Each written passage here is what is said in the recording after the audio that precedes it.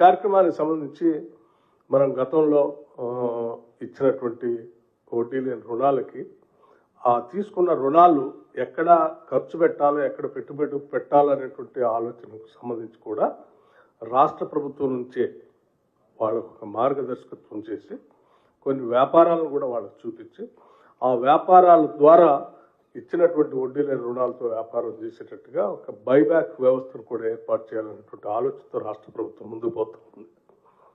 దీంట్లో భాగంగానే దీన్ని ఒక పెద్ద అంటే మీకు ఇప్పటికే తెలుసు, ముఖ్యమంత్రి గారు 1 కోటి మంది మహిళల్ని కోటీశ్వరులు చేయాలనేటువంటి లక్ష్యంతో ఈ రాష్ట్ర ప్రభుత్వం ముందుకు పోతుందని ప్రకటించిన సంగతి కూడా మీకు తెలిసింది.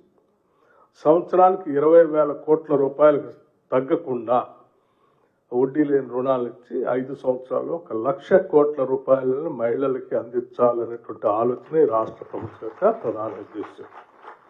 దాంట్లో భాగంగానే ఈరోజు ఈ కార్యక్రమాన్ని తీసుకొని మనం సీరియస్గా ముందుకు వెళ్తా ఉన్నాం. అందులో భాగంగా ఇప్పుడు పెద్ద ఎత్తున 7వ తారీఖు నాడు జిల్లా సమాఖ్య కేంద్రాల్లో సమావేశాలు పెట్టుకొని దీనికి సంబంధించిన సమాచారాన్ని ఆ సమాఖ్యల ద్వారా కింది వరకు తీసుకెళ్లేటువంటి కార్యక్రమాన్ని చేపట్టవలసిందిగా మీ అందరికీ నేను విజ్ఞప్తి చేస్తా ఉన్నాను. అట్లాగే 8వ తారీఖు నాడు రాష్ట్రంలో ఉన్నటువంటి అన్ని మండల కేంద్రాల్లో మండల సమాఖ్యల సమావేశాలు కూడా ఏర్పాటు చేసుకోవాలి.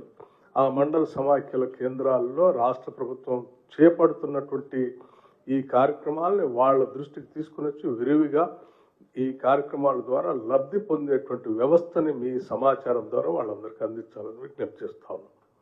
అట్లాగే 9వ తారీఖు నాడు ప్రతి గ్రామంలో గ్రామ సమాఖ్యల సమావేశాలు కూడా ఏర్పాటు చేసుకుని దీనికి సంబంధించిన సమాచారాన్ని గ్రామ స్థాయిలో ప్రతి ఇంటికి చేరేటట్టుగా ఈ ప్రభుత్వ ఉద్దేశం మహిళలకు అందుబాటులో వచ్చినటువంటి వ్యాపార వ్యవస్థలు, బ్యాంకుల ద్వారా ఇప్పించేటువంటి రుణాలు, తద్వారా మనం అందిపుచ్చుకొని ఏ రకంగా ఎదగాలి అనేటువంటి అంశాలకు సంబంధించి 9వ తారీఖు నాడు అన్ని గ్రామాల్లో రాష్ట్ర వ్యాప్తంగా ఒకటేసారి ఈ గ్రామ సమాఖ్యల సమావేశాలు కూడా ఏర్పాటు చేసుకోవాలి.